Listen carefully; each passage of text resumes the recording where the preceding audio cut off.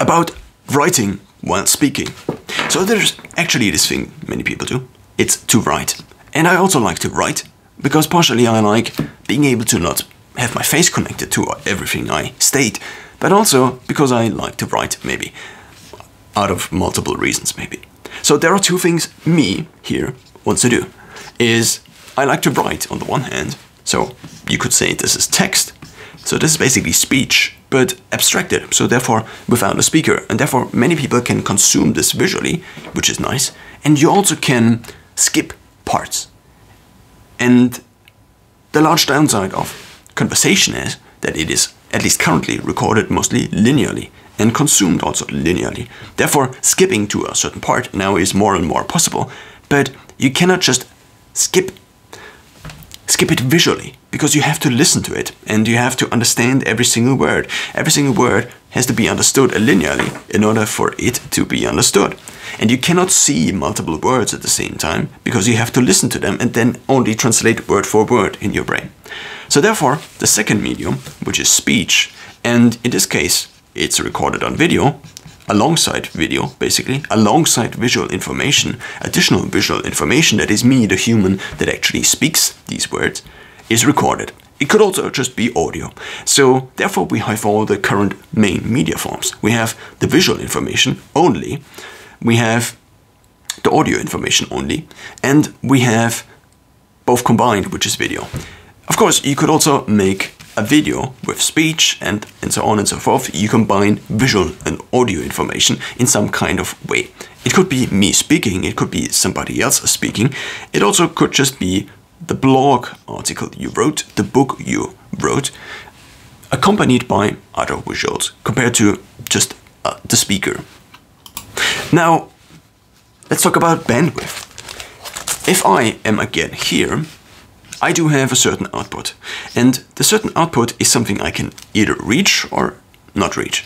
And the question is also how I adapt to a certain forced output, a constrained output I give to myself. Or let's just say I am very bad at writing, not actually at writing, but at typing. So therefore, if I can only use this system to write words into my notebook, and I'm also probably not much faster or quicker with my phone, then the main problem is that this is just very slow. So even though I could maybe write at a speed of 250 words per minute, WPM actually, then I could not write in the same speed. So therefore maybe I can only type 50 words per minute, which reduces my overall speed to 1/5 of the actual speed I could write it. Now, of course, sometimes you can't. And you also have to calculate that you might reiterate an article, for example, or a book, and you might go over it again and again and again. So editing, basically. So the actual outcome is something that is, of course, maybe better. That is nice. So there are also different standards to something that is written, text usually, and to something that is spoken. Why? Because people speak all the time and people make mistakes all the time. But as soon as something is written, I would argue that there is a higher expectation in terms of grammar, in terms of how right this actually is. If I just am here and I'm talking about something like anything and I can't remember it actually, I think it is kind of okay to not remember it, because it's just conversation. It is at least similar to normal conversation. Of course, there's an argument to be made that the more and more people put themselves online, that there has to be a standard that is more and more equivalent to actual journalistic standards, more and more to text. But until we have more and more standards, and we also apply these standards, there is still this kind of, not hack, but it's just a workaround. It's to simulate normal conversation, and in normal conversation the standard is not as high, so therefore the video format on this side has huge wins. It's a lower standard, a lower expected standard in terms of how correct something is, how accurate something needs to be, and maybe also how accurate the grammar and the structure and the words and so on and so forth are actually need to be. So therefore, video, on the one hand, has this lower expectation advantage. As long as it is talking head video, I would argue. As soon as it is a more professional looking video with stock footage or documentary style, then again I think there is a higher standard, because the things we saw previously in this kind of format were just different. But if it is really just a person talking, then we all have experience with people talking to us, probably. So therefore there's an argument to be made that we just compare the thing that is there to the thing that we previously have known, and this is usually people speaking. So therefore there is a lower standard, but what there also is a higher bandwidth. So if I still think at 250 words per minute, what I now can do is I can record the thing in real time as I am basically thinking about this, provided my speaking rate is as fast as my thinking rate. And this, I think, can usually be improved a little bit better. Maybe not, but it might at least be able to be improved up to a higher level. You could argue, maybe you can speak in 250 words per minute. Maybe you could also make an argument that you can speak faster and faster and faster. I don't know what the actual limit is. There are some people who speak very fast, but the problem is most people just don't understand anything anymore, because the processing power per unit of time, which you could also call the processing performance of speech input or speech recognition, is just a little bit too low, because the normal standard of speaking is just a little bit, it's just less words per minute. That's what I'm trying to state. So for this reason, there might be an argument to be made that the video is the winning format, because if we just assume it takes the actual same time, and then we just take these two different thinking speeds, even if I think at 5 times the speed at which I am able to write, and 50 words per minute is probably not what I'm usually writing, because I just think about something and then I look something up and then I redo the sentence again and then I format the whole thing. But with video, as long as it is set up, in the beginning I do have the setup time, and then time runs linearly, and then I just stop. Of course, I might stop in between, and then it again becomes very similar to text, where you edit in between and you look something up in between and so on and so forth. But as long as I'm just continuously speaking, the recorded time equals the actual time I spent recording. And here it's different, obviously, because if, let's just take a very easy example. A video like this.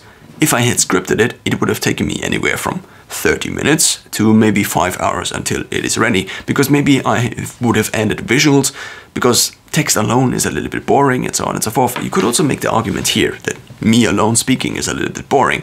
Let's just say I just write the text. And let's just say I just record the video without interruptions, then, and the text is also without interruptions, then again, it probably takes me 5 times as long to record the same thing. And the main thing is that I am just slow at typing. Until there is Neuralink and so on and so forth, or different alternatives of neural interfaces, where you can directly transfer or translate your thought into text, or in this case just text, then I think currently the winning format, apart from all the other variables, such as your increased likelihood of getting cancelled in some way or another, because if you just write something in text, you can edit it, you can delete it. But as soon as you put yourself on video with your face on it, then of course people can see this as visual proof with your voice connected to it. Of course, this could also now more and more be a deepfake, but maybe it's not.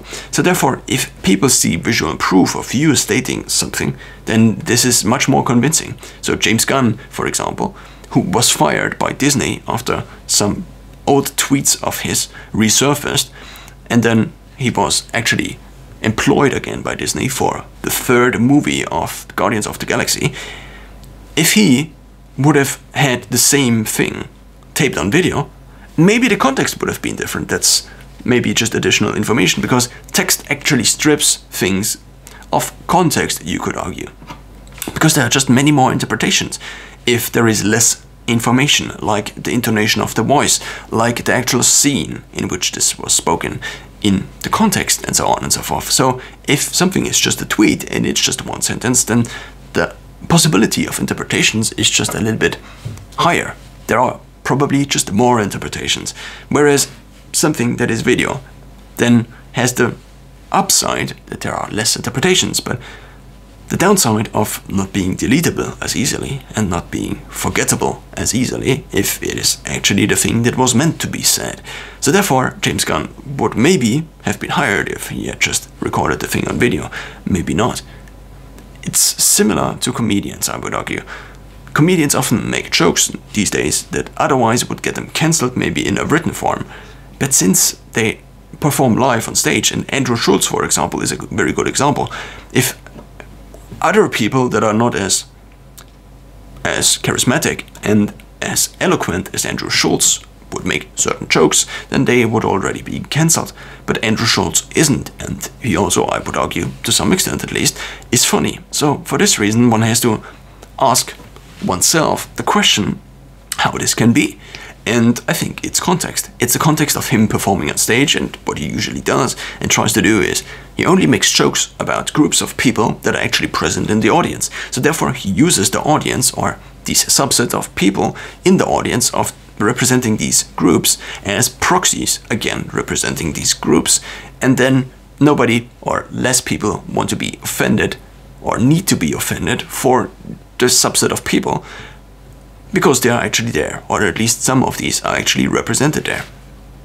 There is also another effect happening, which is accountability. If I put my face on something, then I don't want it to be bad. And I cringe if it is bad, and I still cringe at these videos because I think they are bad. But nevertheless, I need to practice, because as long as I don't produce quantity, I cannot improve on the quality. So I need to produce quality. I need to produce quantity at a certain output, maybe 5 videos a day, because then I can actually improve on these videos daily. But if I don't produce any videos because the perfectionism just prevents me from making videos, then usually what happens is that my speaking skills get actually worse. So maybe not my ideas, and maybe I can write my ideas then, which I actually did to some extent in the last weeks, because I redid a few of my blogs and now offer them on a different platform. But the main point is that texting or writing is just very, very slow compared to video.